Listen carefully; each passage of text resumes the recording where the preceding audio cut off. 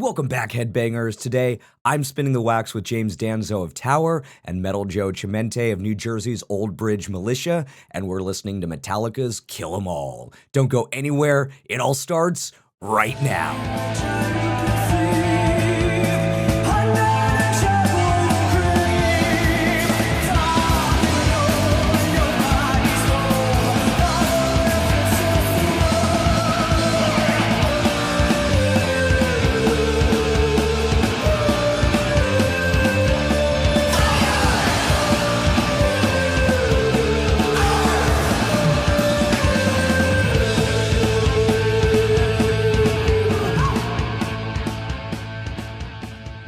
Hey, what is going on, everyone? Welcome back, friends, metalheads, and hellraisers alike. This is Spinning the Wax, where we listen to your favorite artists' favorite records. My name is John Garcia, aka Stay Puffed, the Metal Marshmallow, and your friendly neighborhood headbanger. On today's episode, we have a little bit of a fun treat ahead of ourselves. So originally, I reached out to James Danzo, guitarist of New York heavy metal band Tower, to come on the show and spin a record as we do around here.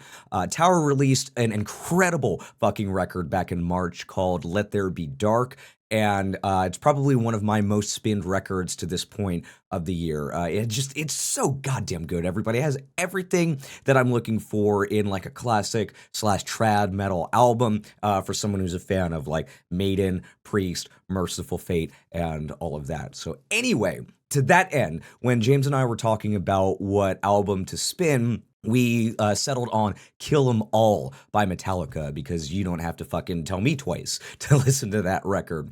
But not long after we had set everything up, he gets back to me and he tells me, hey man, I don't know if you know much about the Old Bridge Militia, but Metal Joe is a friend of mine. Metallica stayed at his house when they were recording Kill 'Em All.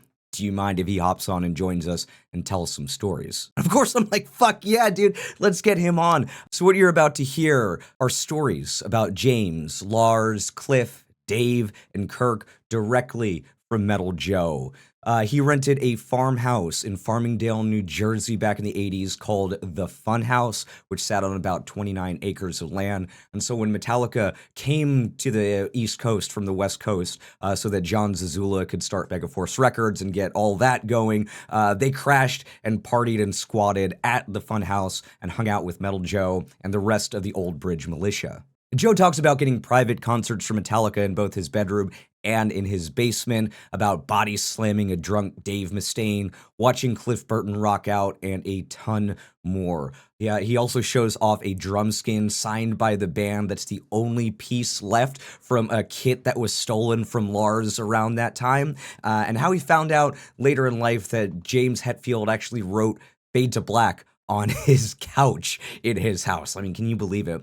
Also, of course, he shares his experience about getting to go to the Rock and Roll Hall of Fame induction when Metallica were honored in 2009. Meanwhile, James Danzo shares his favorite bits of lore about this era of Metallica and credits Dave Mustaine for not only being so influential on the band's sound, but on thrash metal in general.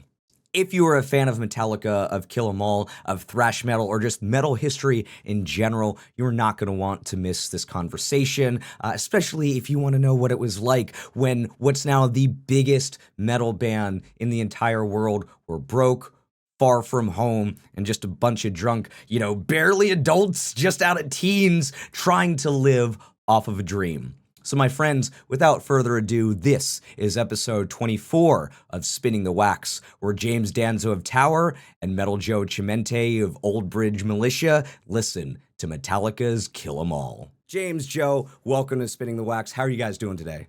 Thank you very much for having us. Killer, man. Thank you so much for coming on. I know this is kind of, Joe, I reached out to James to chat about a record, and he immediately was like, let's do Kill 'Em All. And then it kind of like ballooned from there to be like, yo, I've got a dude that it was like there when this shit was happening. Do you mind if I bring him on? And we have no rules on this show, so I thought that would be awesome. That's cool. Well, I appreciate the invite. I love this man right here. He's awesome guitar player. We're like bonded by blood.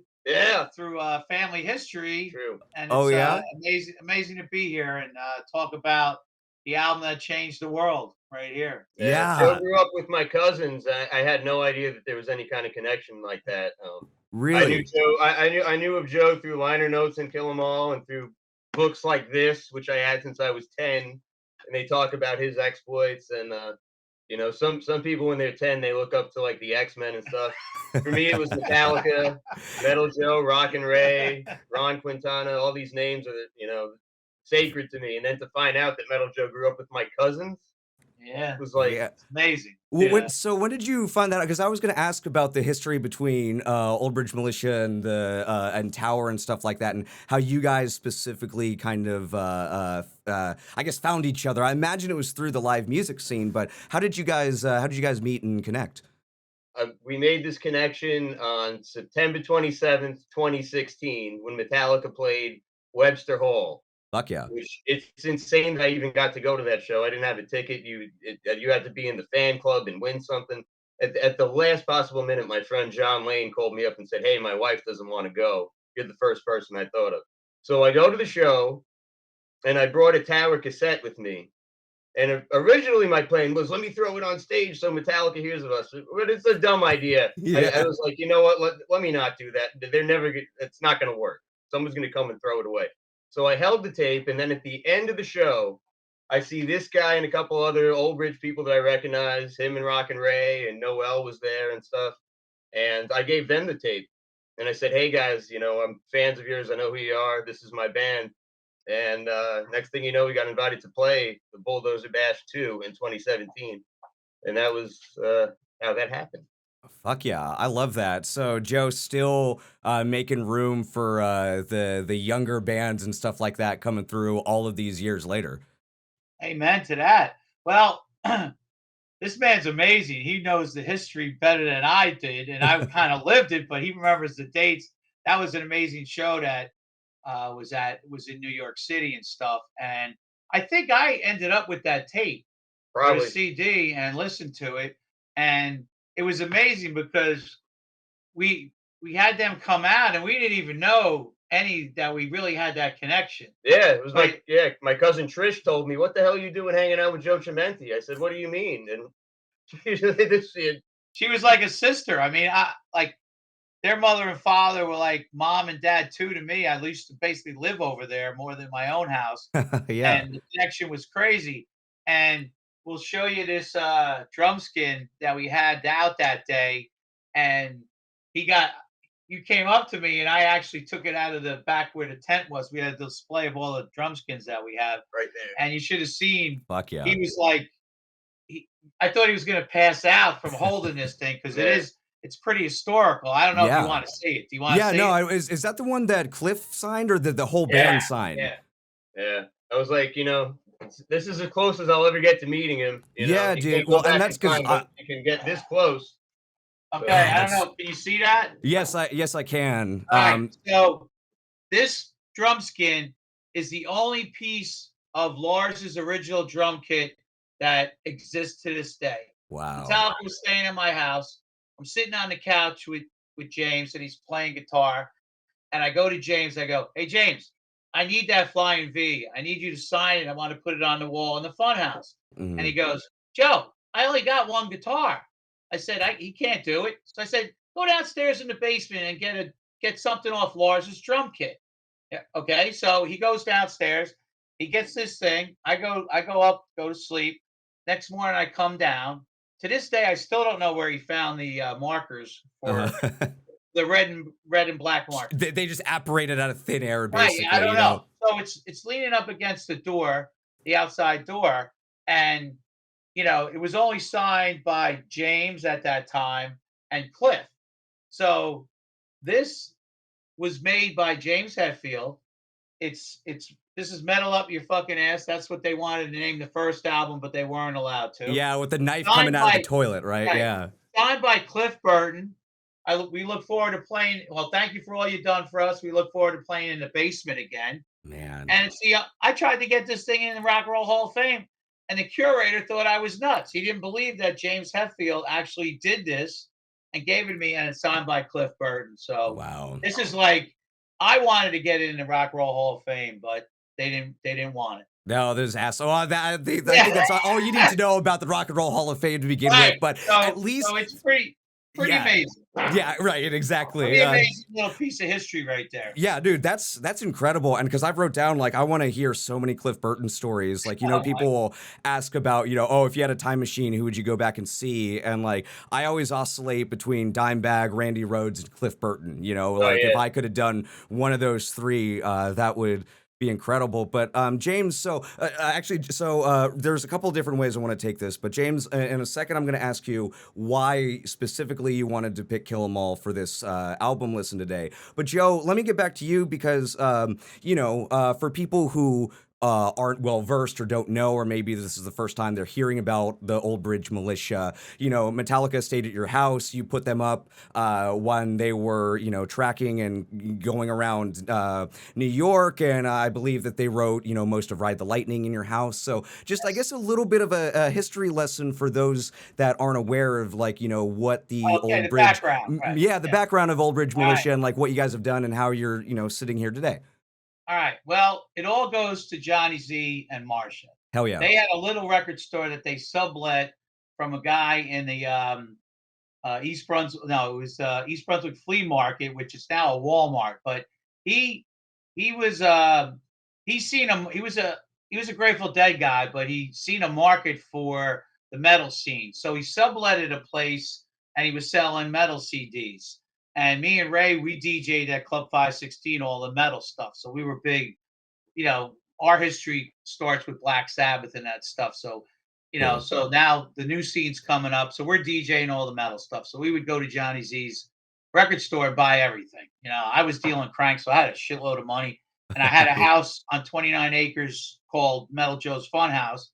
And Ray had a house in Old Bridge. So we had these two houses that were just metal and going nuts. So Jonny Z, now this is a true story. So Jonny Z knew about my house.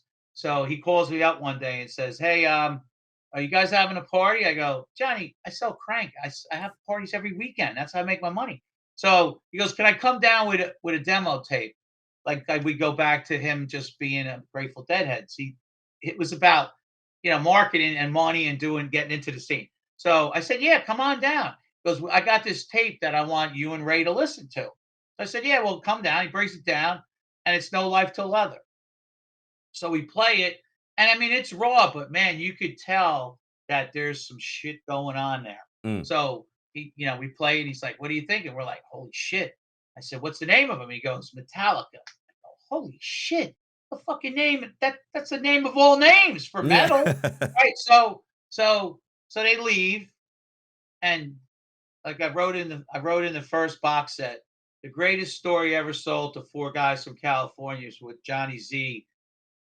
The story he gave Jonny Z for them, who were desperate in California because nobody was sniffing, wanting to do nothing with those guys because they weren't Motley Crue and all that hair bands, and they looked like shit and they dressed like shit and they didn't care. Right. And their music was the new thing coming, but nobody really knew what was going to go on. So he sold them the greatest story. And they drive from California to Old Bridge, New Jersey. James had a small little pickup truck and a U-Haul with everything they had to Old Bridge to sign a deal with this guy that don't have shit. You know what I mean? Yeah. So now they're living with Johnny in Johnny's basement, living on cots. And this is with Dave Mustaine. So, so then the first night we met him, they came over to Ray's house in Old Bridge. And want to talk about love at first sight, and you're a big Cliff Burton fan, so you're going to love this story. All so right. I'm at the refrigerator door. I looked to the left where the door was. We told Marsha and John, send him over to Ray's house. So the first guy that walks in, who I thought was a roadie, he's got this big red hair, denim jacket, pair of denim bell-bottom jeans, right? And I'm like, "Who the fuck are you?" And he goes, "Oh, I'm Cliff Burton from Metallica." I go, "Oh, shit, I thought you were a roadie." So I see under his shirt opens up a little bit, and he's got a Leonard Skinner shirt on. Now, me, I was a freak of the metal guys because I seen Ronnie Van Zant, Leonard Skinner. Word. So it was like love at first sight because I'm like, "Leonard Skinner, come here," so I gave him a hug. And that was the beginning of a life, well, for a short life Yeah. span friendship. And that was the same night. So they come, they party with us. And Dave Mustaine, we found out early why he ended up losing his thing. Yeah, I've heard some stories. Right. Okay, so here's a great one. So we're all partying in Ray's house. We got the music blasting. It's heavy metal to its maximum in this house. So all of a sudden I look over and Dave Mustaine is messing around with one of my friends. His name was, we all had nicknames, Bulldozer Bob, a little guy. And Dave was a big, tall, like 6-footer, a Yeah, little intimidating, but when he was drinking, like right now we're talking, great guy. Put a few beers in him, he turns into a fucking asshole. that's So what I've he's like heard. hanging around my friend, Bulldozer Bob. So I go over and I lift the motherfucker up, and I throw him on the ground. I go, "You ain't in California anymore, motherfucker. I'm gonna kill you. You're in Old Bridge, you know." So Yeah. that was our first meeting. So we partied all night. James threw up all over the bathroom. They went home. Saturday, me and Ray are going to see Ozzy down in Atlantic City when they had Randy Rhoads. Mm. So we get a call from Marcia. What the fuck did you do to these guys? They're all banged up. So we go, hey, we'll ask them if they want to go see Ozzy. They're like, no, Ozzy. So Sunday, they came down to my house, the Funhouse, which was in Farmingdale, New Jersey. And it just so happened that upstairs in a bedroom, there was a drum kit, one guitar, and one bass. Mm. So Bobby Ojo got the idea. Hey, why don't we get these guys to go upstairs? So the first place Metallica ever played on the East Coast was in a bedroom in my house with Dave Mustaine. Fuck Because yeah. Dave Mustaine told James Hetfield, who was very timid, James, you sit down. I'm playing. So in this bedroom, we got Lars, Cliff Burton, and Dave Mustaine wailing on shit. And this is our first taste of Cliff Burton going headbanging wild, right? Yeah. He's just going to town, and we're like, holy shit. So they I can't played even everything they imagine. had, but they had to stop. You know why they had to stop? Because Lars broke every stick in the house and was bleeding all over the drum kit, all over the ceiling, and that was the end of them playing. But that's the first place they played on the East Coast. I mean, I want to brag, but I'm the only guy in the whole effing world can say this. Sure. Metallica played upstairs with Dave Mustaine, and then they played in the basement with a full PA with Kirk Hammett. That's His crazy. house. In the Yeah. house. That's Kirk that. Yeah. Hammett. So the two, it's a miracle. It's like God Yeah. just planted these dudes in Old Bridge and ended up with with us guys. Yeah, like right wonder- place, right time type of deal, you know? Yeah. I gotta wonder what their parents thought. Honest, if you think about the fact that they got a record deal from a guy who didn't have a label yet, he's like, I'm gonna start a label for you guys, Yeah. and you're gonna leave California and drive to New Jersey for that. I really wonder what they thought. Yeah, I haven't heard much about, like, obviously I know like Lars is close with his dad and he was in some kind of Monster and stuff like that, but I honestly haven't heard much about that. It's got to be like, just good luck, but I guess it was a different time back then. You could just like Well, fucking like James do and shit Dave- like that. James and Dave, I don't think even had a family really, but Yeah. Cliff lived with his parents, and so did Lars. So I really wonder. It doesn't seem like a likely story, honestly. Yeah, but I Thinking mean, about it as an adult, like, yeah, this dude, this 60s hippies guy doesn't have a label. He's gonna drive us out from San Francisco. Okay. Yeah. It just shows you how desperate they were. yeah, Lars was sending out those demo tapes all over the place. They didn't get a sniff out in California. And look what they did. But you know what? It's metal history, and Jonny Z took the chance and he hit the metal lottery. You know what I fucking mean? jackpot, dude. Yeah. And Fucking that also, jackpot, but nobody knew. With this album, Started it all. this is the cassette tape that I got when I was 10. Now I'm a Hell little yeah. too young to have been there at that time. right. But I was always, I just gravitated. I love music and loved rock and roll, and I was encouraged to get into rock and roll. But when it came to the heavy bands, then this was too scary, and so it was really it was a hard sell to be able to get my mom to buy me this. Okay, so so James, you grew up with music. Did you Yeah. grow up in a musical family? Yeah, on my mom's side. Okay. Yeah, there's all the men play instruments and all the women are dancers.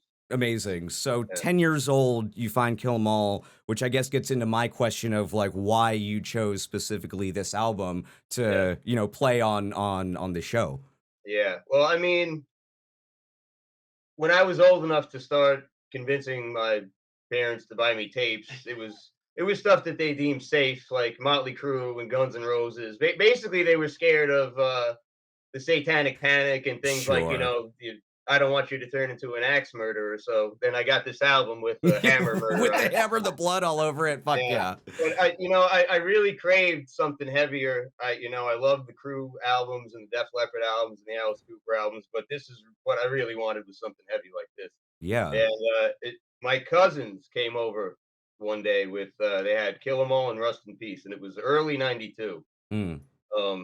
So Rust in Peace was still the latest Megadeth at the time. They didn't even come out with Countdown yet. Anyway, I had seen Enter Sandman on TV. I was even a little bit scared of that video because this was like a forbidden band, and here Mm. they go. And anyway, okay, then I started to like it, and then my cousins came over with this album that I would have never been able to listen to at my house. So this was the first time I heard thrash, and when I tell you it changed my life, believe it, it changed my life. Absolutely. I mean, Yeah. we so this will be episode number 24 when it comes out, and while we have talked about Metallica on just about every single episode because it's such a gateway band for generations now, right? I mean, there are 14-year-old kids today finding Metallica for the very first time and having the same experience that Joe that you had and that James that you had and that I had as well, which I think is just a testament to the music and the longevity. But I lost my fucking train.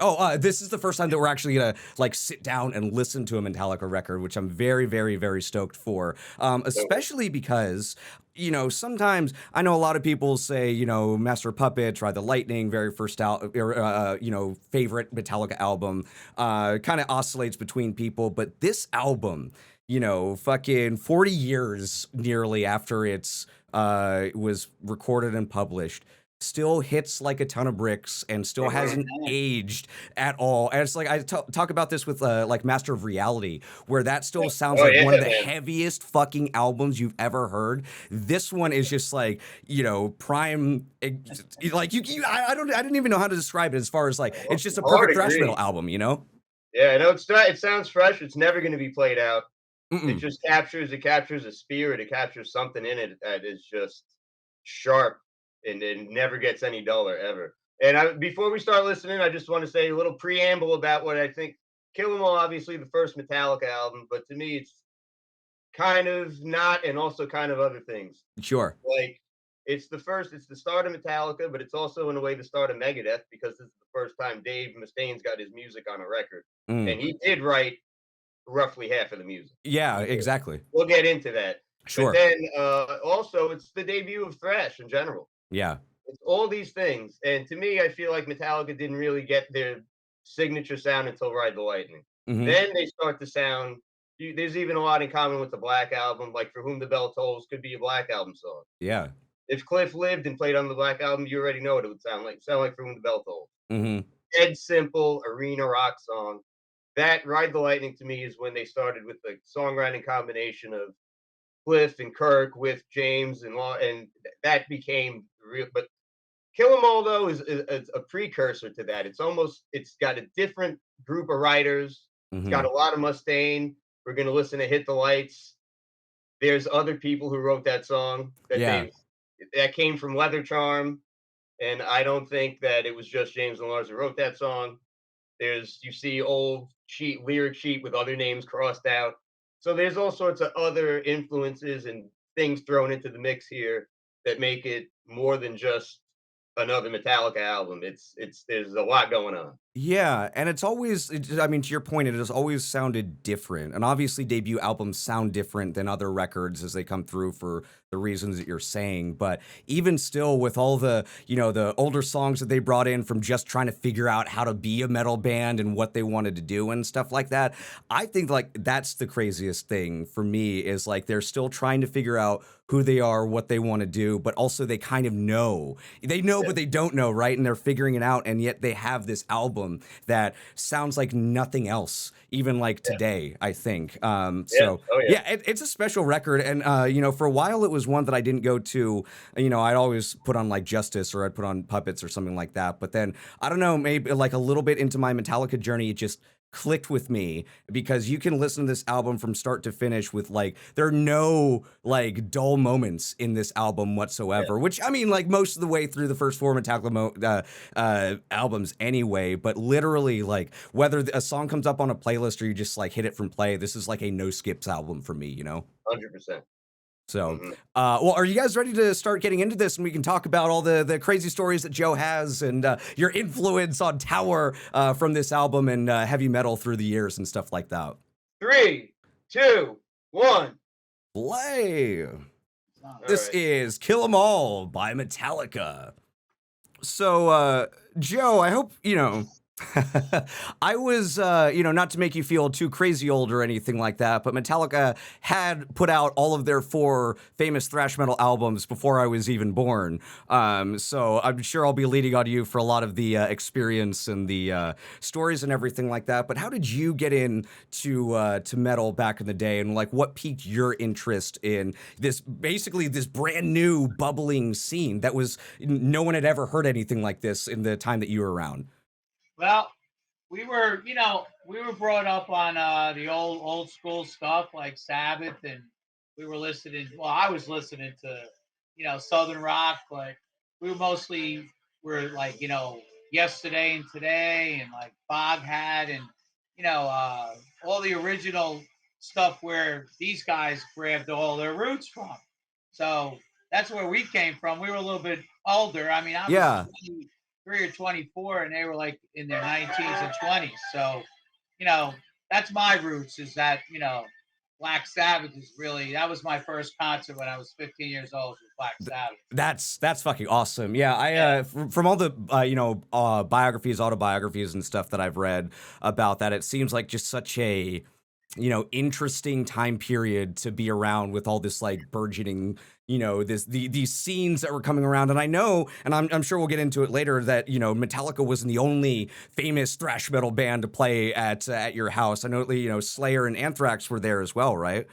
After Metallica, you know, came and went a couple times. They did that Kill 'Em All for One tour, and then they came back to the house. Then they were in and out a bunch of times, and then, you know, of course, they were going to leave for Europe, and that's when, you know, the equipment got stolen, and they wrote Fade to Black at the house, and they were writing Ride the Lightning there. And then Slayer kind of got the same idea of like jumping in a Camaro, Camaro in a box truck, and kind of doing the same thing, getting some publicity, you know, getting the music out across the country. Of course, they already had their own album. Yeah. So we got a call from Brian Nyers, and he worked at Rock and Roll Heaven. And he says, "Hey, Slayer's coming in to do an in-store signing." So we're like, "All right, man, we played Slayer at the Club 516 all the time." So we went there, me and Ray, and Tom Araya was there, and the rest of the band. So we hung out, talked some shit, you know. So before we left, I said, "Hey, Tom, here's my address and phone number. I just got done. Metallica just was staying with me. I go, if you guys need a place to stay, here's my number and address." So we go out in the car, and Ray goes, "Are you a fucking asshole? These guys don't know you. You think they're gonna come down to your house in Farmingdale?" I go, "Listen, Ray, you never know until you try, you know." So 2 hours later, who comes rolling in is Slayer to the Funhouse down in Farmingdale, and then they stayed with me there for about a week. They were supposed to play in this Union Jacks, but they were too young. So I got pissed off. I said, "Let's go back to my house, get our DJ equipment, play in the basement." So in 1 week or 2 week time, they played in the basement. I went with them to Tiki Studios to record Live Undead. Record Live Undead. And then Kerry King left his snake upstairs in one of the bedrooms. They went out and did a little more touring, and then they came back. So that's about how it goes. Yeah, I love that. You were saying that like when like they're playing your basement, how many people would you say generally were? Well, that legend has grown to millions. Okay. But yeah, of course. Day, everyone wants to say that they were there. Yeah. I would say when Metallica played in that bedroom upstairs, there was maybe 10 people. Mm-hmm. They played in the basement, maybe 15. Okay. When Slayer played, there was only about 10. Okay. And actually, Doug Goodman, who was their tour manager right now, well, he had a tape from that recording when they played in the basement. It's out on Sacramento Archives. Sacramento, it's like a website. Sacramento Music Archives. It's yeah. Yeah, it's an account on Facebook. If you look that up, you'll see Metal Joe or Joe's Funhouse, and it's a recording from that night. And it popped up 40 years later. We didn't even know it. Tom, I said it to Tom Araya. I said, "Did you know that they were recording that night?" He goes, "No, I didn't know." So a tape from that basement, and the acoustics was killer.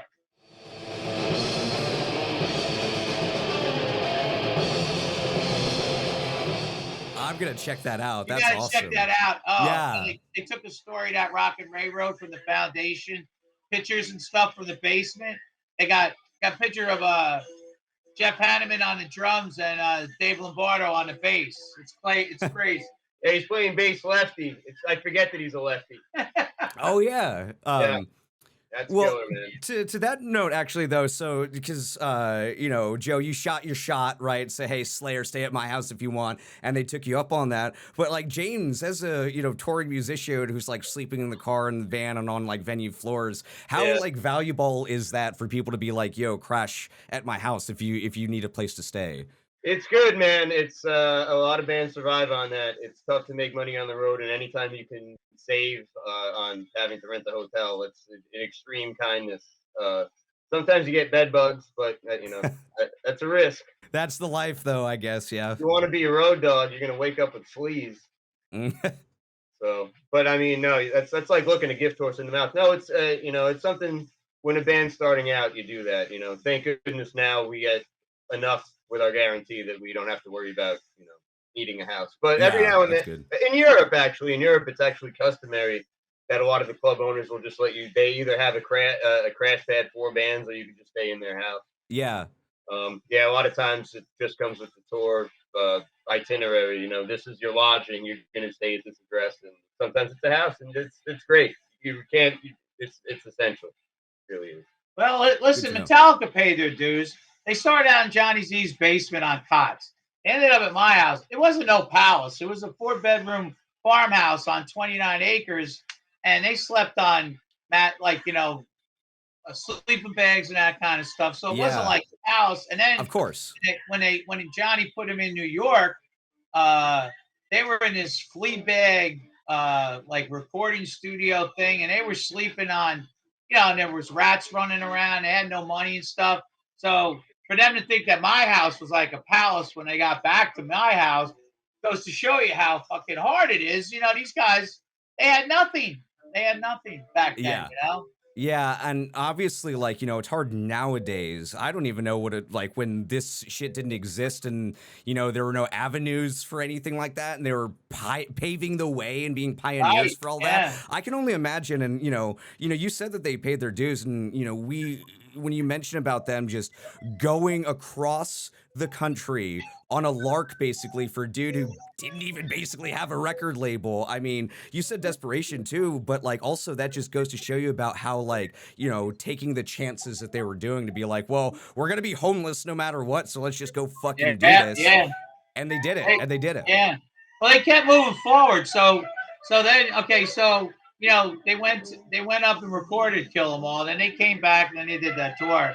And then they were at my house. And then I took the most famous phone call ever, which was Jonny Z. Okay, here's the story on that. Metallica was going to Europe for their first European tour and to record Ride the Lightning. Mm-hmm. So they didn't have much money, so they planned a show in Boston. So the crew left my house Thursday morning and brought all the stuff up to Boston, and it was a snowstorm up there. Friday, I was going to drive the band up to the show. Thursday, Friday morning, 3 o'clock in the morning, the phone rings. It's Jonny Z.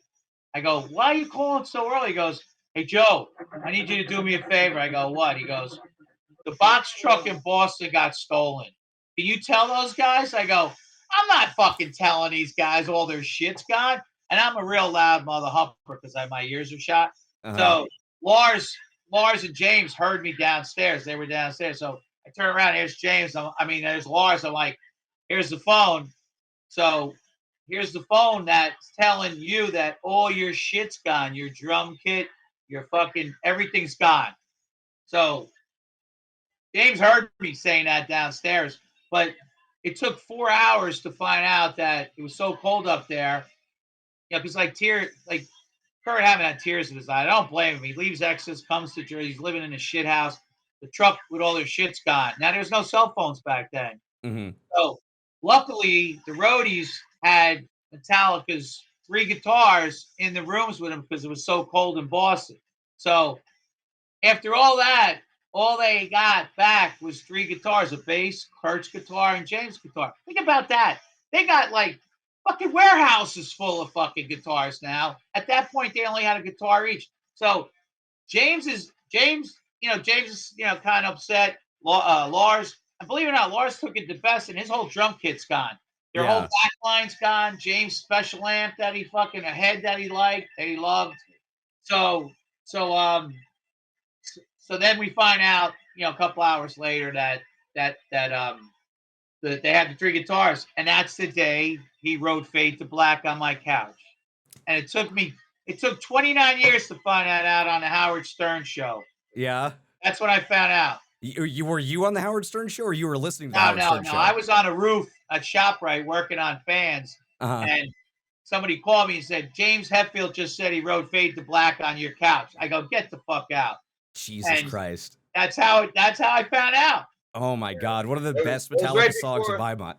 Go ahead. It was right before their first European tour, and your pal Bobby Ojo gave Cliff a backup bass. There's some pictures out there where you see Cliff with a tan Rickenbacker. And a lot of people, they don't know, Cliff's bass was red, so a lot of people are like, well, what is that instrument? Well, that's Bobby Ojo's instrument. He gave it to him because they had nothing. I mean, they had nothing then, and the little that they had just got ripped off, and then they got to go to Europe. Yeah, that's so great. Talk about the fucking Bobby told me he gave Cliff the bass, and he said the only thing I want you to do is just put stickers on it when you're in Europe, and then give me the case back, and it'll have your souvenirs on it. Which he never did. I think. Well, and he sold it. Yeah, he sold the bass. He doesn't have the case anymore. The bass. Yeah, or the bass. He sold the bass. He got it back. It's all gone. But that's the story. Yeah. But, so that's why that drum skin is unbelievable. That's the only piece that was left off the kit that got stolen. And the craziest part about it is they found the fucking truck about a month or two later, and the only thing that was left in it was a box of Metallica t-shirts. Jesus Christ. So whoever stole it didn't know shit. And that was so early in their career. It's crazy. And it kept going forward. Getting rid of Dave Mustaine, their stuff gets stolen, and then of course the tragedy's coming down the road. But of course, this band, and listen to what they're playing right here. It's so amazing, and how they just kept going forward. They got knocked in the teeth how many times? That's why I can't stand people that say crap about Metallica, because they don't realize that this band played their fucking dues, man. They went through the shit to get to where they're at, and their talent and their perseverance drove them through, because that's fucking metal, man. That's fucking keep going forward. Never stop, never quit, because we're Metallica. There you go. There it is. Fuck yeah. I want to say a few things about the Four Horsemen. We kind of blew through it, but there's a piece of Metallica history that nobody delves into. There was an official member of the band for just one show. And the very first time they played the Mechanics was at this show. It was April 23rd, 1982. It's in this book that I showed earlier, Metallica Unbound. But when James was just singing, he didn't want to play guitar. For one show, they were an official 5-piece. There was Dave Mustaine with a guitar partner who called himself Damian Phillips. So for this one show, Metallica had a guitar team, Dave and Damian, if you could believe. And it didn't work out. It must have went horribly wrong at this show. But I got to wonder, knowing the way Lars is with his archives, there's got to be an official band photo somewhere with this. Where'd that played at? It was, I think, at the Concert Factory in Costa Mesa. Let me see if I'm right here. Yeah. But anyway, I think people should talk about that, because I want to know more about what exactly happened with this Brad Parker, who called himself Damian Phillips. I want to see pictures. I know that they're there. They got to have them. Okay, to beef up their lineup, they recruited Brad Parker to play second guitar for their fourth show at the Concert Factory in Costa Mesa. All right. I I was right. Look at You're right. It was really funny, says James, recalling their only appearance as a 5-piece band. The rhythm guitarist hadn't played in a while. He was streaking out when the club announcer called us on stage. He goes running onto the stage, raring to go. We're still trying to tie our shoes and shit. We're still tuning our guitars. Brad Parker, who used the pseudonym Damian Phillips on stage, left the band after that sole live encounter and eventually joined Odin. And if anybody's ever seen Decline of Western Civilization Part 2, then you know who Odin is. Yeah. So Damian Phillips wasn't in the band, or by then. That was later in the. But anyway, the lost member of Metallica, Damian Phillips. You're out Where there are somewhere. you? Who are you? We hardly knew you. Yeah. Yeah. Four Horsemen, one of my favorite original songs by the band, and it started out as the Mechanics, though. The Mechanics. Yeah. And they changed all the words. It was the same music, but they changed on the demo tape. Right. It's a whole different lyrics. Yeah, I think changed it. I think they must have took the name from UFO because they put out that album Mechanics around then.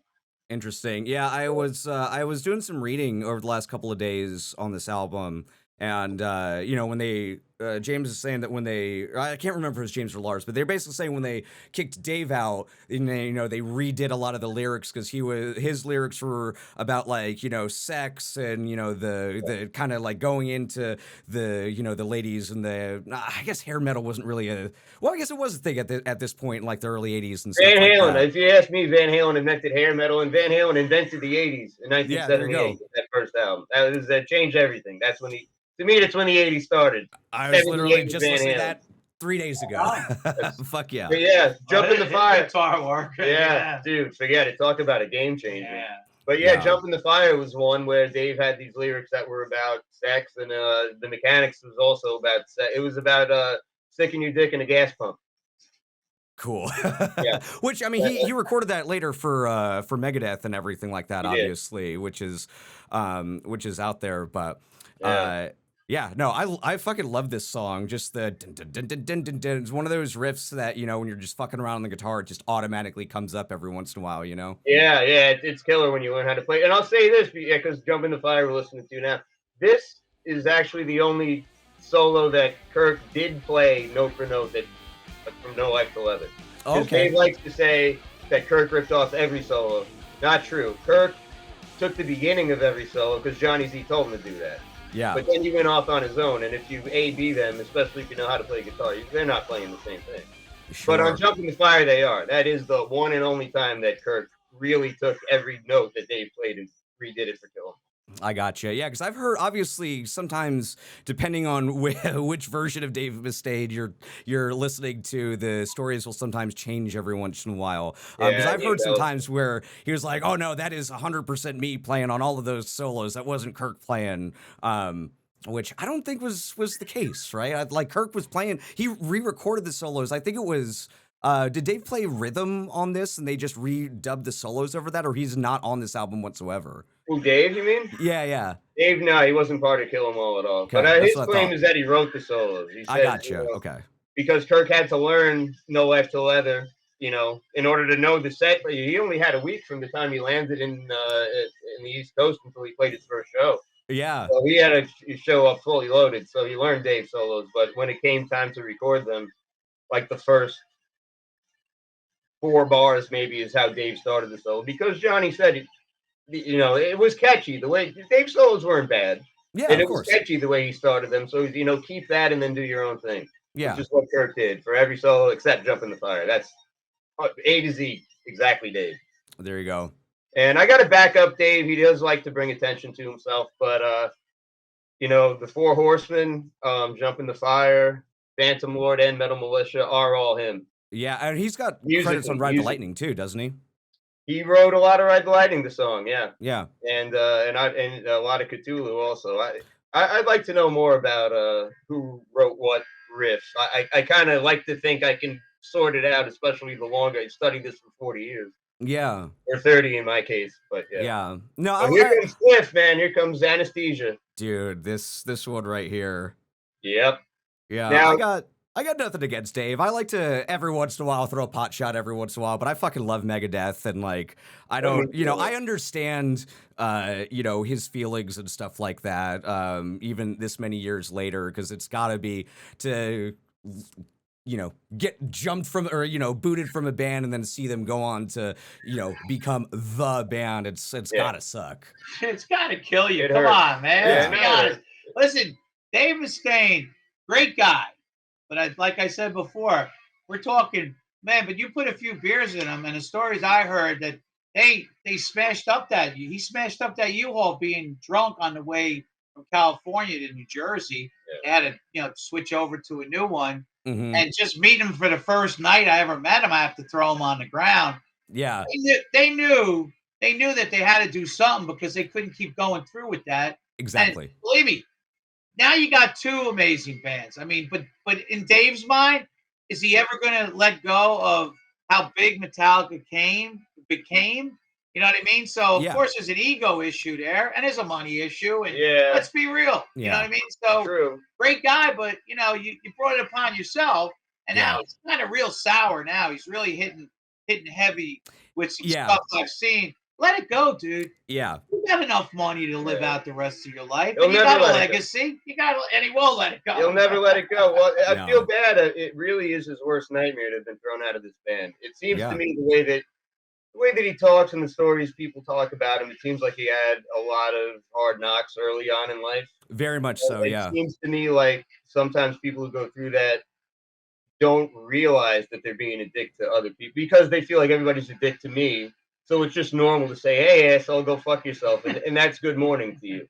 And you don't realize you're pushing people away. So I think he really crushed his world, that he pushed Metallica away and got himself removed from that situation. 100%. And he'll never be totally happy in Megadeth because Megadeth is his plan B after getting thrown out of his paradise. It's like a paradise lost. So I feel bad, man. And I don't know how I would react in that situation. Well, I think the fact that he was able to go on and make Megadeth and become not as big as Metallica, right, but still one of the metal bands, especially of the time and of the legendary bands that we still talk about to this day. I mean, I think that's a testament to four, right? Yeah, absolutely. Like, I think that's a testament to his guitar work on Rust in Peace in those albums is unbelievable. Oh yeah, let's not forget we're talking about Kill 'Em All because it had such an impact. But that same day, my cousins also brought Rust in Peace, and that had just as big of an impact on me. That's extreme brilliance. Yes. I mean, exactly. Dave Mustaine is a genius, man. I don't mean to sound negative about him. It's just personality-wise, I feel bad for him because I still don't think he knows.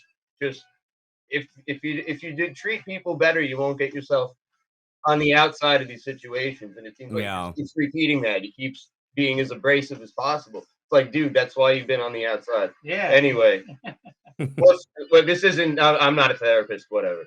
No, of course not. Anyway, Anesthesia. As we're playing, it's just about finishing. One thing I want to say about Anesthesia, you'll really have to have a good argument to convince me that I think the beginning of that was heavily influenced or ripped off from Blue Oyster Cult from that little guitar break in Don't Fear the Reaper. Where it's like do do do do do do do. Holy shit! Okay, yeah. I don't care what anybody says. That happened. That's for sure.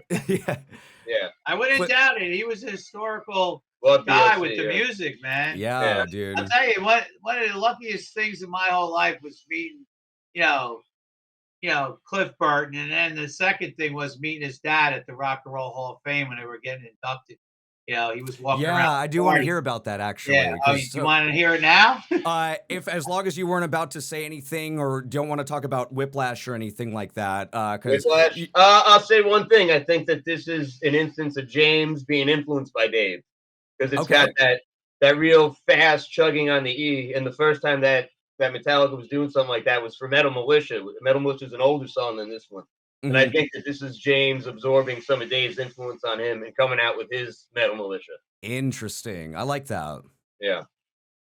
And this is the song that started it all for the Old Bridge Militia because, this song's all about getting the music out there. And that's what we were all about. Yeah. And on the first album, like when we were running around DJing and stuff and doing our stuff in Old Bridge, we didn't have no nickname or nothing for what we did. We were just a bunch of guys that loved the metal.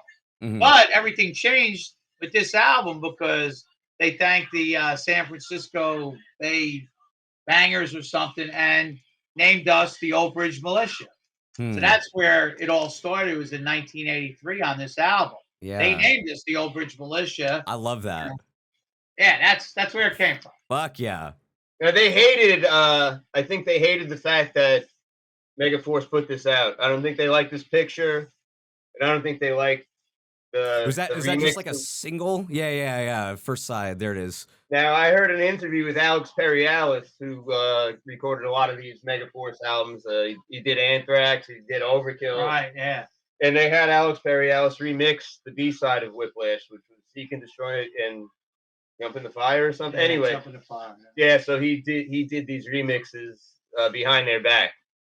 So he said in the interview that he did do that. He doesn't like talking about it because it's a little bit of a sore spot that the band didn't want him to do that. Sure. And I think that this might have harmed the relationship with Megaforce. It seems like Megaforce did a few things that pissed the band off, and that single was one of them.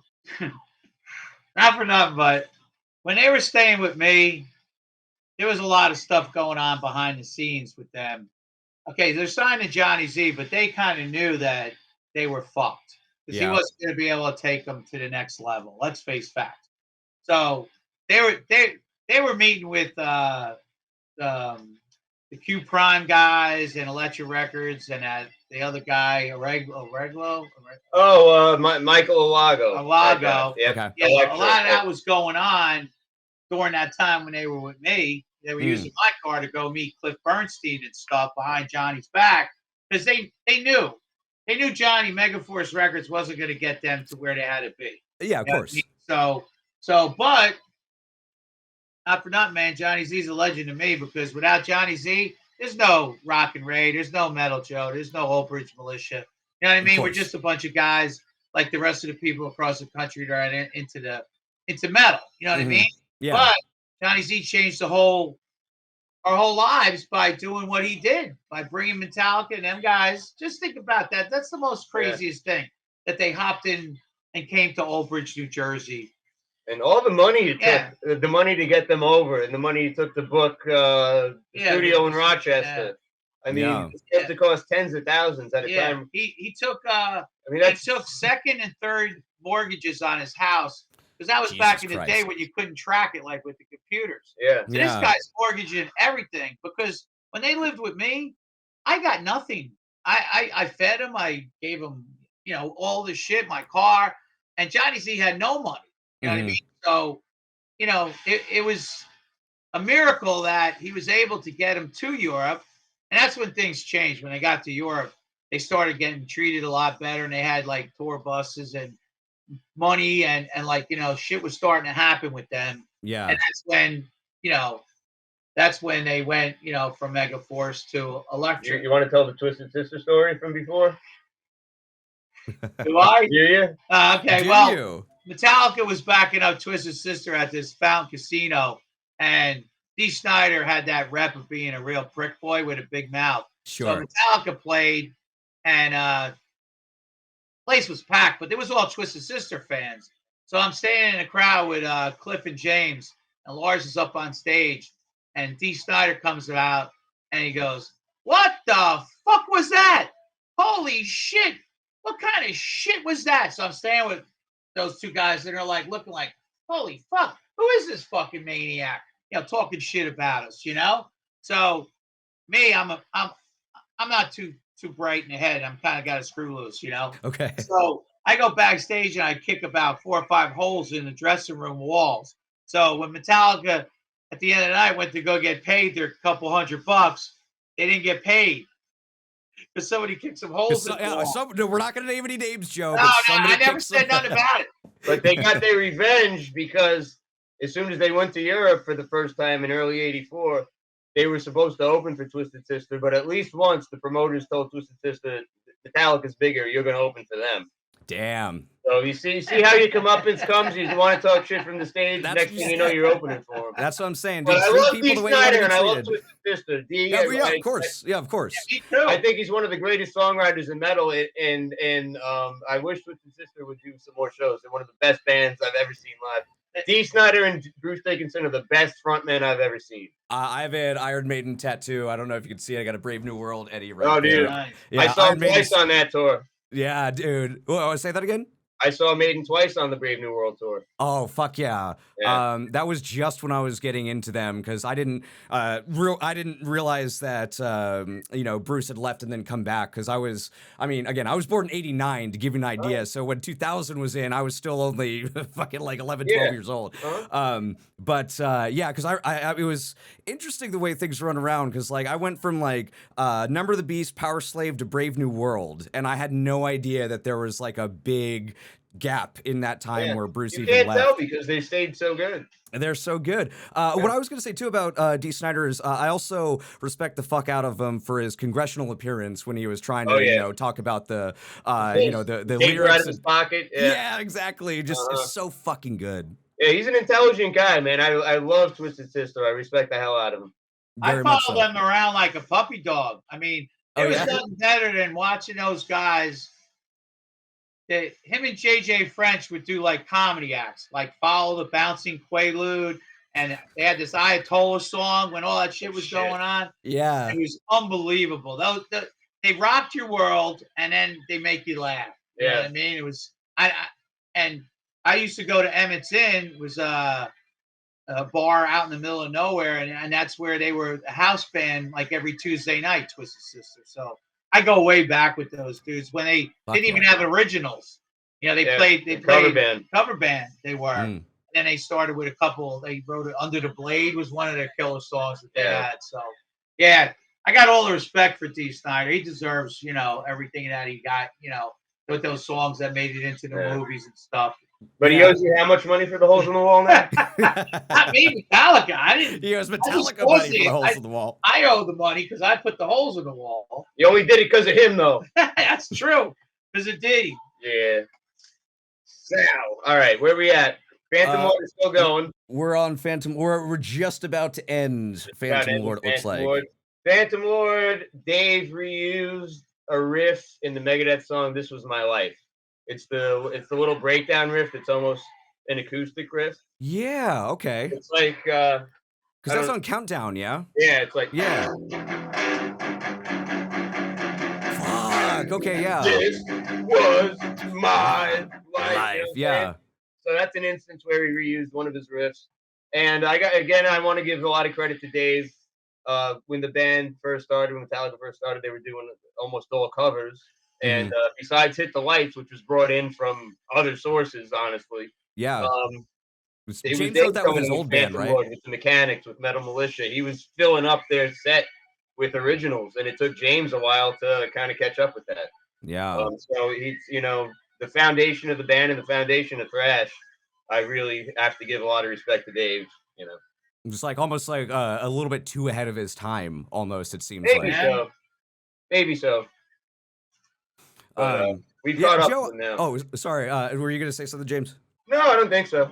Okay, I was just going to go back to, it was 2009, right, when Metallica got inducted in the Hall of Fame? No, 2009. I think 2009. Yeah. So, and they invited y'all out to be part of, to see the ceremony and stuff like that, yeah? Yeah, they did. Well, I had a kind of a falling out with James. He was in like that kind of like stage when things were going south in the band.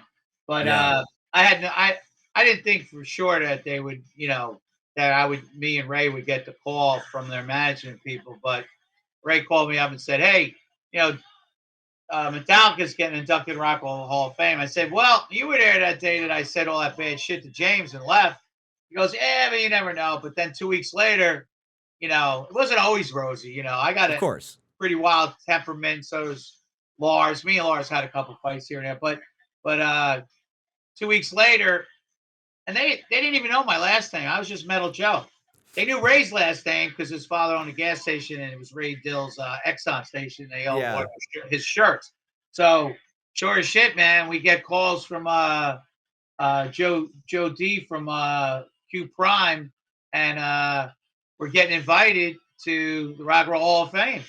And a buddy of mine, Dave Snider, he was on the what I call the Winnebago tour with Ray. He was Kurt's guitar tech, and if you've ever seen that video of Kurt playing and he's putting the guitar out and somebody rips out the guitar out of his hands and runs into the crowd, well, the guy jumping off the stage was my buddy Dave Snyder, Rev. Okay. And he goes and gets a guitar. So I said, so they invited him and he didn't want to go. So I'm like, dude, you got to go. You know what I mean? So the three of us, me, Rock and Ray, and Dave Snyder, Rev, we got invited. They flew us out to Cleveland, put us up in a hotel, Hilton Hotel. Right across the street was House of Blues. That was Friday night. Friday we flew in. Friday night they had a private party at the House of Blues for about 100 people that did them right. Just DJing and stuff, like a DJ. But Jimmy Page was there. Joe Perry was there. Flea was there. Fuck yeah. Anthrax guys. So it was all people like fanzine guys that all helped Metallica out. And that's the night I got to kind of reconcile with James over the incident. And I'm walking through the crowd, and there's a little old man, and he's got our Hall of Famer T-shirt on with a picture of Cliff. So I'm like, God. Well, I'm like, wow. I don't know who he is. I go, wow, man, that's a great shirt. I said, I helped out those guys. I helped out that guy back in the day. And he goes to me, he goes, are you Metal Joe? I go, yeah. He goes, I'm Cliff's dad, Ray Burton. And I'm like, oh my God, it's Cliff's dad. And he knew who I was. He told me that Cliff told him the stories about me, like helping him out back in the day. Yeah. So it was an amazing thing. And then the next day, they got inducted and we got invited to go there. And the day of induction, you get to go to the museum. But I kept Lars up there about till 3, 4 in the morning. They had to send an assistant to come get him. The guy's getting inducted in the Rock and Roll Hall of Fame the next day. I'm talking him into, let's get a room, man. You're Lars Ulrich. Let's go. This party can't stop. So they sent an assistant, like his wife's, well, it wasn't his wife, but the woman he was with sent somebody down, said, listen, he's getting inducted. So he leaves the party banged up. That was the end of the party. So, but we had a great time, and that was a once in a lifetime experience. Yeah, I'm so glad that A, you were able to kind of have that reconciliation with James after everything happened, and B, that they even thought about inviting y'all so many years later when they were the biggest thing in the world and could have just been, no, fuck off all that, we don't care, whatever. Like, I think that also speaks to them as well. Like, you can, not like the new music if you don't want or whatever, but like, just talking shit about Metallica for just talking shit about Metallica's sake, just because of a punching bag, because, it's funny because they released Saint Anger 20 years ago or whatever the fuck. That shit drives me nuts. The thing with that is, what fucking bands out there really embrace their past, right? They run from it. These guys embrace their past. And they ain't afraid to say, hey, I wrote Fade to Black on Metal Joe's couch, or we stayed here back then, or we did this or that. Most bands don't want to know shit about that. They want to just have, all the good stuff. But these dudes paid their dues, and they never forget Old Bridge or the people that helped them out from the beginning. And they treat them right, which is the way you should be if you're a good person. Absolutely. Raven, too. They hooked Raven up. They got him that big show for Johnny a couple of years ago. Oh, yeah. It's crazy because, Raven is an amazing live band, man. If you've ever seen them or have the chance to see them, they're so good. Their energy is off the charts. I imagine that they're as good now as they were back then. I've seen them a bunch of times over the last 20 years, but like a week before they played for I don't know how many 100,000 people with Metallica. They played this little place in Brooklyn on their own tour, a place called Market Hotel. The Towers played, and it's a shame that place wasn't full. But I was just watching them with the people around me, the small amount of, and just thinking, man, these guys are going to be playing next week with Metallica. Hard Rock Cafe. Tens of thousands. So it's they make sure that the people who help them get a nice little reward for their good efforts. I love that. Yeah. Cool. Joe, what can you tell us about Cliff Burton? Oh, what can I tell you about him? He likes Italian food. Yeah. He likes Italian food. But I made him Italian food, and those guys were starving, so he made out like it was the best meal he ever ate. But just a down-to-earth guy that no matter who you are or what you are, who you are, he would take the time to talk to anybody, and he really cared about the fans and the young fans that were coming up that that were just getting into music and stuff. And he would spend the time with you, hanging out with you. And that's the way his father was too. That's so the apple didn't fall from the tree from Ray Burton and Cliff Burton. But he was just, I mean, what's crazy is I would hang out with him, watch him play bass and practicing. And then we would be in my Monte Carlo driving around, getting high, and he'd be banging his head to Freebird. You know what I mean? Like, Yeah. He didn't care that they were, the thrash metal band coming up. He had his roots and he stuck to them, and he loved. But he would play Bach and Beethoven on his bass. Yeah. And then he would go into all the other, other stuff. But he loved like music in general. But he loved fucking life. That's the damn shame. He loved to just be around people, hanging out, partying, playing bass, and then get him on the stage though. He was like unbelievable. But he was a modest. He was. I hate to say this, but he was the fucking best fucking guy in the fucking band. You know what I mean? And yeah. Who's the Lord? The Lord takes the best guy in the band when the whole accident went down. I love those guys, and they're great friends, and we've had a long relationship. But you know what? There's in this world, man, you only come across a couple people that really like change your heart and your soul. Yeah. And that's the type of guy that Cliff Burton was. Let me ask you, when you guys were hanging out, do you remember any shows that y'all like went to and he was like, oh shit, I really like this band, like maybe a local band or like wow, okay, so I wasn't going for anything in particular. Yeah, well, I'll tell you this wild story because it doesn't involve a band that had any original music, but a friend of mine, Lenny Molinari, he's in this band Yasker's Farm, local band in Jersey. This guy is an unbelievable guitar player. He's like 80 years old. I'm taking him now, today. Yeah, this guy's playing the show today. This right. same guy, yeah. But he does more like Woodstock music. So Metallica's at my house, and he's playing in Asbury Park. So I say to Metallica, I got no money. I mean, I'm a drug dealer, so I got money. So I said, hey, I want you guys to come see this buddy of mine, Lenny's in Yasker's Farm. Now, Max Yasker was the farm that Woodstock was on. So they're like, Yasker's Farm? I said, come on, man. I'll pay for the booze and we'll get yanked up and stuff. But you need to see this guy play because the whole band was like killer players. Mm-hmm. So I bring it down to Asbury and, Cliff. They all appreciated it. It was because the guy's unbelievable. So I bring him backstage. This is like before they even had Kill 'Em All recorded.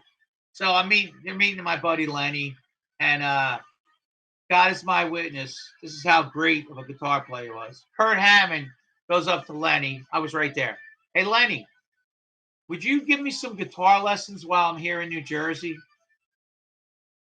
Even though they never hooked up and did it, but for Kirk Hammet to say that to a local band guy that is playing, copy songs of Zeppelin and Jimi Hendrix and Stevie Ray Vaughan and all that stuff, because this guy could play, and you're going to find out.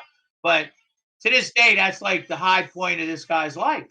I mean, Kirk Hammett. I believe it. Yeah. Lessons, Damn. So they were up for anything to go out and like. What about like the Beast? I mean, did you guys go to see like metal shows? Like No, we really didn't go out. No? Okay. No, because we just hung out at the house. I guess you had everything you wanted right at the house. Yeah, right. Yeah, I was gonna say you got the drugs, you got the instruments, and a place to crash. That's it. That's all you need. They don't have any money to be able to go out. Metallica playing in your bedroom. What are you? Yeah. Okay, enough said, man. Yeah, makes sense. No, but yeah, just going back to Cliff real quick, I love that. And honestly, you saying that he was like the best dude out of all of them, I honestly don't think that any of those dudes would argue against that either. Yeah, no, they wouldn't. So yeah, that's why I said just everything that you've said, I've heard from other people, or like when listening to interviews about them, as far as just like down to earth and like would give you the time and was just like the nicest dude, and just loved life, and that's why just him and Randy Rhoads, man, just like, what could have been had those guys been out, for even just a few more years. You really did see the progression because, like you were saying, they came in during, okay, they really didn't have nothing to do with the first album, but Right. their influences came in on Ride the Lightning. Yeah. But things changed with Master of Puppets. You know, you could see what was going down with these guys coming in, and they're Cliff's influences on harmonies and all that kind of stuff that he was teaching James. Now, him and James, see, for James, there was a kinship when he met Cliff, and that was like a match made in heaven. They were like brothers from the minute they met. Yeah. And that you could tell in the music how he was influencing James with the music and teaching him.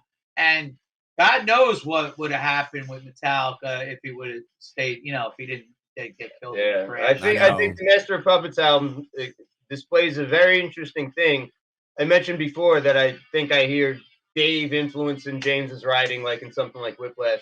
But I think Cliff really started to influence James's writing a lot on Puppets. James will say Puppets, he hears Cliff all over that album. If you look at the credits, though, Cliff barely wrote anything. He's got Orion, which is a standalone thing. And then on side A, he's one of 4 names on 1 of 4 songs. So he's got 25% of 25% of side A. And then side B, he's just got his little standalone thing, Orion, and that intro to Damage Incorporated. So what I'm trying to say, though, is that Cliff's influence is all over that album, but it's through how he influenced James. Right. Yeah. Exactly. And so I love that. The way things happen with Cliff not being there afterwards, Puppets is almost the beginning of that, even, where you're hearing James have Cliff's spirit like through his music already while he was still there. Cliff's already not really writing, but just influencing James so much. And so I think that Master of Puppets exemplifies that pretty well. Yeah, and I think that's why that's my favorite Metallica album. It's just like it's amazing. I think Battery's my favorite song by them. Oh, it's so good. It's so fucking good. Honestly, Damage Inc., Disposable Heroes and Damage Inc., for me, I don't know. I go back and forth between those two just because. They're killer. Fuck, Disposable Heroes is the last time that Lars used the ride cymbal for at least 10 years. Oh, yeah. Yeah. Jesus. Dude. All right, so we got Metal Militia. Yeah, and we're flying through this album. It's just like to me, this is the only Metallica song that sounds like Megadeth. If you listen to this verse riff, that's not a Metallica riff. That's a Mustaine Megadeth riff. Does not sound like Metallica to me. A lot of the other stuff, to me, doesn't really have much in common with Megadeth, but Metal Militia does. Yeah. And that chugging riff, that intro riff, it's so heavy, it's so vicious. There ain't nothing like that before. I don't care what anybody says. Dave Mustaine invented thrash when he wrote that song, and that's it. Boom, done, stamped. There is nothing like that. I defy you. You can listen to the Bad Brains, you can listen to Agnostic Front, you can listen to the Mob, you can listen to the Descendants, any old Black Flag, any old band that was fast, punk. They're not as fast as that, and they're not as heavy as that. No. The only song that's a little similar, maybe, is the Scorpions. He's a Woman, She's a Man. It's got a little bit of that chugging E, but it's not fast like this. No. Yeah, so Metal Militia, I think, just score another one for Dave. We haven't talked much about everybody else's contributions. I know, seriously, just coming up over and over and over again. Every time there's a song he wrote, it's like, I mean, what would they be? They wouldn't be an original band without him bringing in all these originals right in the beginning. I know. And that set James off into writing his own song. Yeah, it's like he kind of had to like fall on his sword a little bit and be a metal sacrifice in order to go forward and stuff, which again, as we were talking about, I can understand why he's still bitter about that to this day, Yeah. Oh, yeah. I mean, when you lay the foundation of a building, it doesn't matter how wonderful the rest of it is. If you don't have that foundation, you can't stand. So he's, he deserves credit, man. So, I mean, you'd be hard pressed to find an album that is this fresh, this vicious to this day. When you listen to it, to me, it just doesn't age. Sounds like it's like scorched in acid or something. It just hurts to listen to. Well, the way you're talking, now you know why they drove across the country, because they needed to get this album out before anybody else got something like this. Yeah. Right? Everything started popping after this album. So that was their biggest incentive to pack up and leave California. Come to Old Bridge. And even those other California bands that also formed in '81, meaning Exodus and Slayer, those guys they weren't thrash until they heard Metallica. Yeah. Exodus and Slayer both were playing traditional metal. Yeah, like Show No Mercy is not a thrash album. Yeah. So, you know, it's without Metallica, there wouldn't be thrash. Even the other contemporaries, they changed when they heard the band. Yeah. And it's barbed wire, man. And I like the fact that they were. I'm sorry, I like the fact that they were locked out of the mixing, because when they were in charge of the mixing, those albums don't sound good. You can't hear the bass. Yeah. You can't fucking hear the bass enough on Ride the Lightning and Master of Puppets. They were close to doing to Cliff what they did to Jason. It's barely there. Yeah. Especially Puppets. You can't fucking hear the bass there. Other than And like on Kill 'Em All, Orion and stuff like that, you know, when he's coming out. On Kill 'Em All, you can hear the bass because they were locked out of the mixing. And I think these guys, even though they didn't have a precedent for thrash metal, I think they did a good job. There's a lot of treble on the guitars and on the drums, especially that ride cymbal. Mm-hmm. When Hit the Lights comes in, I mean, that ride cymbal stabbing through your ears. This album wouldn't have sounded as good if they didn't produce it exactly that way. They really made it sound hard and just evil. Because even like anything. Yeah, no, and like you were saying, even just even like obviously the songs we were talking about haven't aged, but you're right, the production on this one sounds crisp. It sounds great. It doesn't sound like, I mean, you could put on like a fucking like a Venom CD from this time and it's just like, what the fuck is going on? This is recorded in a tin can, you know, whereas like this actually sounds fucking incredible. And I think obviously there's a reason why we're so many years later still talking about Metallica, and they're still one of the, if not the still biggest metal band in the world. The biggest metal band, yeah. I just seen them a couple weeks ago in Philly, and they hooked me up. I mean, they still never forget Old Bridge, and always. I love that. I mean, that was in the pit. Yeah, them tickets, they get some serious dollars for them tickets, you know. But there's nothing like a Metallica show with the sound and those guys and the people and I mean, it's really crazy. And to walk around and see fans from like small little kids. And I'm going to tell you something that I did. I don't want to brag about it, but I asked Metallica for like 2 tickets. So I go up and get my tickets, and they gave me 4, right? So I'm the type of guy that's like, Christian guy, and I love Jesus. So I say to myself, it's like a gift from God. So we're walking back to our tailgate, and there's a bunch of people walking in. So I say, like the Lord lays on my head, find the first kid and their father that's walking in. So here comes this kid and the father. I go up to him and I give him the 2 tickets from Metallica with the Snake Pit passes and a VIP. And it turned out the kid was like 8, and it was his first Metallica concert. So now he's going in the pit, like Pantera, and he got to meet, like, he got pictures with somebody from Pantera, and there he is. I seen him in the pit. And he's like right there, and there's James Hetfield. You know what I mean? So you got to give back. You know what I mean? Man. It's like crazy, and that's what our foundation's all about, is giving back. We've been down for a little bit, but I'm coming back with a show on September 27th. Actually, this man right here reminded me that's the day Cliff died, and he's playing at the Cliff All Day event that Old Bridge Militia Foundation's putting on. That's it, out here in Jersey, man, in Millstone Elks. Tower's gonna be there, and Joe was telling me he was trying to get a new event going, and I was looking at weekends, and September 27th falls on a Saturday this year, which it did in 1986. Actually, if nobody has a 1986 calendar laying around, but if you did, it would work for 2025. Interesting. Yeah, we have a computer on here. I could just, I'll give you like 10 minutes. I'll scroll back to 1986 on my computer calendar. Yeah, do it. But anyway, I don't know how much we're gonna keep going, but just in the liner notes here, Metal Joe is somewhere in these liner notes and Kill 'Em All, and accompanying your credit. Where are you? Okay.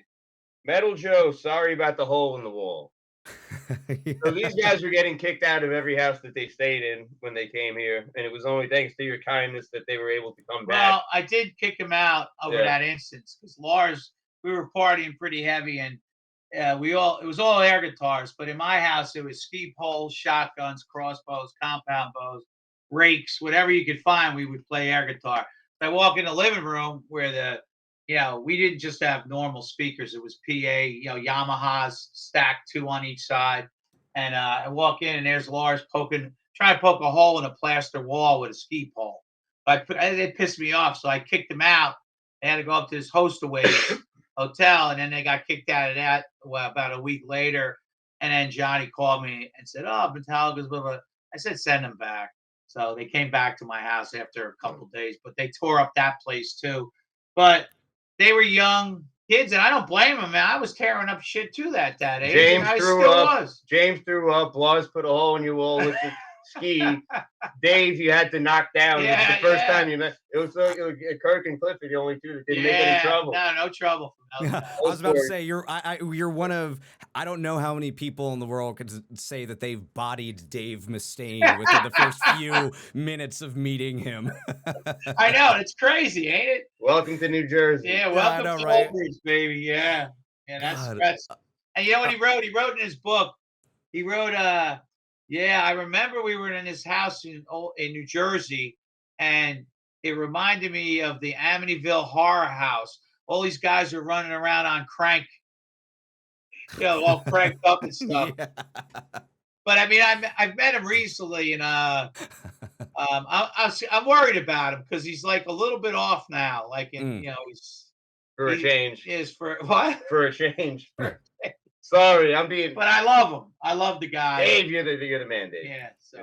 I think that you've done enough. Dave, because he did what he did in the beginning, and it's metal history. You know what I mean? That's it. You got Metallica and Megadeth, and that's the way it rolls. What was I gonna say? Oh, I was gonna say, James, with all the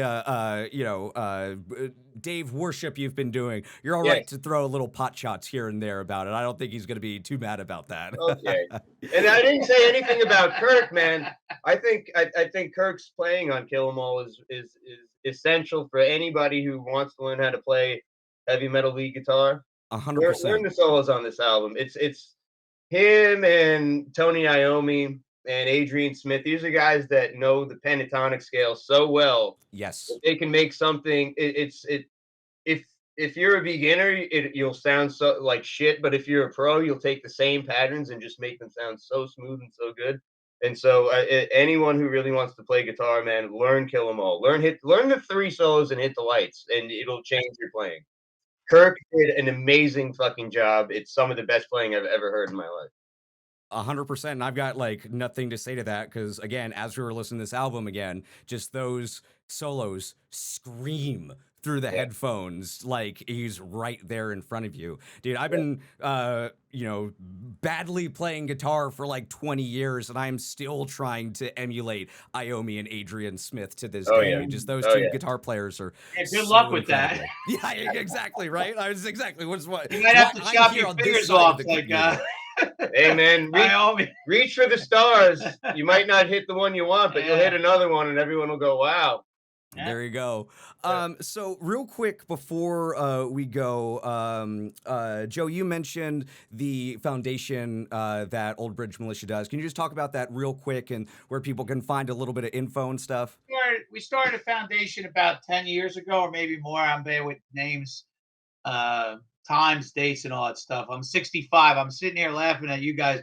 You were born in what, 89, you said? 89, yeah. Yeah, 89. Well, I was born in 59. So I'm sitting there going, oh my God. But I got a lot of energy. Like I said, I didn't want to make you feel bad, but I had to let you know. I feel good. So we started the foundation, came out of a little problem that was going on in Old Bridge where a guy took the name and played off the Old Bridge Metal Militia, which that's not what we were. Yeah. So we kind of came up with starting a charity foundation and found out what it would take to do a 503c charity foundation. So by the grace of God, we got money from his cousin, who's a lawyer in California, Andy Ellis.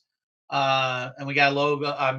We got a tax attorney, and Metallica let us use the letters, the M&A, the Barb letters. And we started raising money, and we put kids into music schools. We paid for their lessons and their instruments, and helped them out with that. And we've been doing that for a while. And unfortunately, some bad circumstances came up, and we kind of I put it on hold for a little bit. But like I said, I'm coming back full force. Got this man right here that's helping me with his killer band. And oh my God, I tell you right now, it's the top metal band of 2025, in my opinion, right now. We haven't talked Thank about you guys. it all Thank you, that little much. Joe. Yeah. Thank you, audience, but I can't see. It is. Yeah. So no, I agree. Look, I've got their album close to the top of my like little list from all the shit that I listen to and everything like that. It's why I wanted to have James on the show and everything like that, because we didn't talk about Tower much, James. We'll have to do that next time. But I will ask you about the band here in just a little bit. So we're doing an event. If you go on Facebook, it's OB Militia is the Facebook page. We just announced the date, so save the date, and then we let the cat out of bag with him being coming out and playing, and then we're playing. Of course, we're gonna have a Metallica band play. Of course, Magnetic. We have to, and then we got some other surprises coming on, and it's gonna be a great event. I'm going to be getting some pretty cool memorabilia because I know a couple bands, you know what I mean? So yeah, you know a few people here or there. I know a couple people, you know what I mean? So a couple of high friends in places. Yeah, come on out, support it. It's going to be a great day. You get to watch Tower play. The lead singer girl, she's amazing. They're all incredible. Amazing. The band is killer. She's the best. She's the best out of all of us. If we didn't have Sarah Beth, nobody would give a fuck about my guitar playing. Don't say that. But I got 20 years of experience to back that up. I've been in all sorts of bands. No one cared who I was until I had Sarah Beth in the band. Care? I know. You care about Tower with her. See what I mean? What? Oh, nah. But James and the band have played Bulldozer Bash before. But this is Kill 'Em All Day is the name of it. Fuck yeah, I love that. Cliff's day, the day we lost him, and it's based on that, and we're giving money to the Cliff Burton scholarship fund. You know, Casey Burton, Cliff's half sister, and Ray Burton, when he was alive, started this, and they donate money to the high school that Cliff went to. And they sponsor kids just like we kind of did with musical instruments and lessons, and wrapped around Cliff, the high school he went to. It's the first one on the East Coast. They've done them in Frisco before, but now it's coming back to where it started, sort of. The other place it started. I appreciate meeting you and having me on, and we get to talk some stories. And it's been an amazing ride. I'm still alive at 65 with all the crazy stuff, but I'm pushing forward. Putting past all the bad stuff the drama, and when you do anything in this world, there's always drama with the fake book and all that kind of stuff. So move forward, keep the faith, and rock on, and metal will get you through. I fucking love that. And Metal Joe, is so great to meet and chat with you. I'm so glad that, you're giving back to the people. I mean, I want to just go back to that story about giving the kid the VIP pass and the ticket and everything like that, because now that person is going to remember that for the rest of their fucking life. And maybe that's going to go on to, who knows, maybe that person is going to be up on stage one of these days telling a story about how some dude gave him a Metallica ticket and it's why he's playing music or something. You never know, man. I mean, I was the first time I saw Metallica, it was on their St. Anger tour. This is 2004. I got free tickets because my friend in high school, his dad worked at the MCI Center in Washington, D.C. And so he got us, he's like, oh, yeah, if you want to go, you can go. So it was me and three of my friends in a box seat. Seeing Metallica with a bunch of like Washington D.C. yuppies that were like, you could tell that they were headbangers back in the day and then like have government jobs, but they came in, threw off their ties, were like fist pumping to Damage Inc. and everything like that. And I mean, that's what I remember for a while. And I wouldn't have been able, due to costs and stuff like that, I wouldn't have been able to go if they hadn't have done that. So I fucking love that, man. Pay it forward, man. It's good to spread some kindness. This real quick, this reminds me of a little anecdote that Lips from Anvil told on stage. He said way back in the day, he went to see Motorhead and he wanted to meet his hero, Lemmy. So Lips goes up to Lemmy, man, I'm such a big fan. I hope one day that I can achieve what you've done. He goes, well, you stick at it and maybe you will. And you'll tell that to someone else one day, or somebody will tell that to you one day. So he said later on they were playing a gig And this Lars Ulrich comes up to him, who's a nobody then, and says, man, I'm such a big fan. Someday I want to achieve what you've done. And so Lips tells him, keep at it, and maybe someone will come up and say the same thing to you. So, it's good to be good. Be good for goodness sake. Yeah. Treat people the way you wanted to be treated and all that. Just don't be a dick. That's the number one rule I live by. Don't be a fucking dick. Yeah, I like that. Yeah. That's it. Well, James, I appreciate you very much as well. Real quick before we go, since we didn't talk much about the band, which is okay because we were in Metallica corner right now. Oh, yeah. I just want to know how you've been feeling since Let There Be Dark came out, because as I mentioned in the email when I talked to you, it's been probably the record I've been spinning the most this year. It just gets into that spirit of heavy metal that I love so fucking much. And yeah, I know that, Tower's been around for quite a little bit and been doing their things, and now a couple more albums over the last couple years, since it took a while from album 1 to album 2. Just how are you feeling about the band and about the music and about getting the record out? I feel such a sense of accomplishment. I really think it was hard. Like we did Shock to the System, the previous album, and I thought that was a good record at the time, and I was really nervous. Like, how are we gonna follow this up? But I think that we eclipsed that one. At least I personally think so. I love agree the aggression. as well. Not to shit on the last record, because I liked it a lot, but yeah, I do think that this one is like the best thing that you guys have done. Thank you, man. I think it's more serious. I think it's more thought through, and it's an example of like our vision really coming true. We worked with Arthur Rizek, who's done some incredible albums where he's worked with King Diamond, Creator, Blood Incantation, Sonia. I mean, Unto Others, he's worked Unto Others, well. Talk about huge. I love Arthur, man. He's just anytime that there is his name is in the liner notes, I'm checking out that record. Yeah, and it was so easy. I mean, we came prepared, and he just, it's a second nature to him. Yeah. And I feel great about it. We don't have too many shows booked. We don't really have a tour, but that happened with Shock also. That was out for months before we really went on the road. Right. But we got a show August 9th in Baltimore, opening for John Christ from Danzig. Fuck yeah. The next day, we're going to do Philly. That's not announced yet, but that's going to be with a band called Breaker with 2 Ks. We were checking them out in Joe's car. Good traditional metal band, really cool. Just saw them play with Savage Master. Love Savage Another Master. band I love. Yeah. That album is tied with us for number 1, I would say. I've also been spinning that. There's been so much good traditional or just like trad heavy metal or just Sanhedrin. Anything that. Sanhedrin was good. Who was it? Mean Mistreater was another one that was I haven't checked that out yet, but that's on my list. Yeah, it's really good. So just all of those somehow it's just the floodgates have opened for a bunch of amazing albums right at this time. So it's good to be part of that. Yeah, I'm proud of it. And okay, so we got Baltimore, we got Philly the next day. That's August 9th and 10th. We got September 27th in Jersey. We're going to do Massachusetts October 11th, and then we are going to do probably one show, fly in and out to Austria at the end of November. Oh, fuck, man. That's crazy. Yeah, that's pretty much all our plans until the end of the year, and then hopefully we'll, go tour heavy on it. Yeah, go Road Dogs in 26. Yeah. Well, if you guys on floors. If you guys are in Nashville, where I'm at, I will be there with bells on. And shit, man, we haven't played Nashville since I think 2016. Yeah.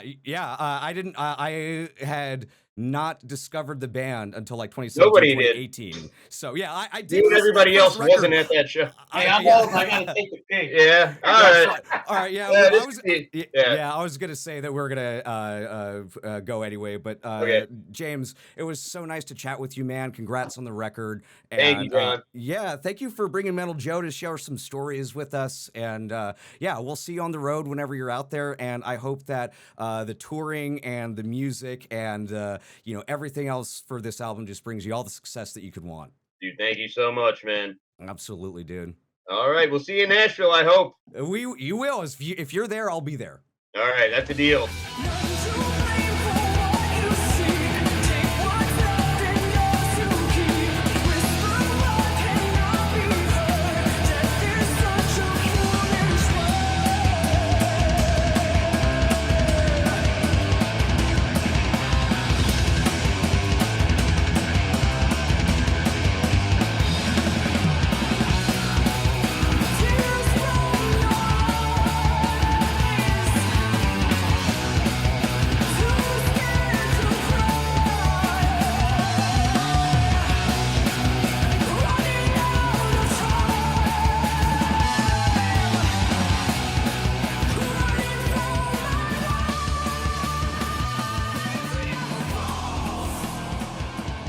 so fucking many great stories from Mr. Metal Joe Chimienti and James Danzo of Tower. I said it during the episode, but I think that it bears repeating that whatever your opinion on Metallica's music is nowadays, just the fact that they're still giving back and recognizing the crazy fucking New Jersey dudes who put them up at such a formative time for the band is just so fucking cool. It's cool as hell.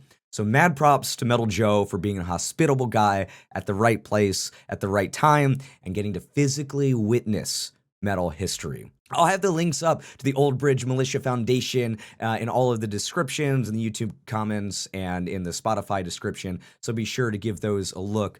I'll have a link to the Slayer performance that they mentioned as well, so you can check it out. Maybe send a little something over their way to benefit kids learning how to play music. And also, don't forget to check out James's band Tower, either hardest of recommendations for Let There Be Dark. It is a stone cold banger of an album, 10 out of 10, no skips, just goes right through. And then the fucking closer, The Hammer, 6.5 minutes of epic metalness. I mean, come on. Again, Maiden, Metallica, Priest, Merciful Fate, Ozzy, whatever you're into back in those days in the classic times of metal, Tower has taken it, added some occult spirit to it, and added a bit of 2020s to it as well. So the album's out of your hair in 40 minutes, and like I said, you can just spin it over and over again. Tower just wrapped up a handful of shows this summer, but keep an eye out on their socials for stuff coming up in 2026, as well as that benefit show that they're playing for the Old Bridge Metal Foundation on September 27th of this year. If you're a fan of this conversation, like this video, this series, these interviews, or just metal in general, please like this video, subscribe to the channel, and hit me up on Instagram at @SpinningTheWax or at @staypuft_Malo. Leave a comment below whether you're on Spotify or in the YouTube comments, or if you're not on one of those, you can hit me up at spinningthewax@gmail.com. You can shoot me a line to discuss anything about these episodes that you want to talk about. Let me know who you would like to see on a future episode of Spinning the Wax and what type of stuff you'd be interested in listening to, my friends. Well, that's all I have for today, so I will see you next time, everybody. Take care of yourselves, take care of each other in these crazy times, and make sure to stay safe, stay sane, stay heavy, stay puffed, my friends. See you on the other side, y'all.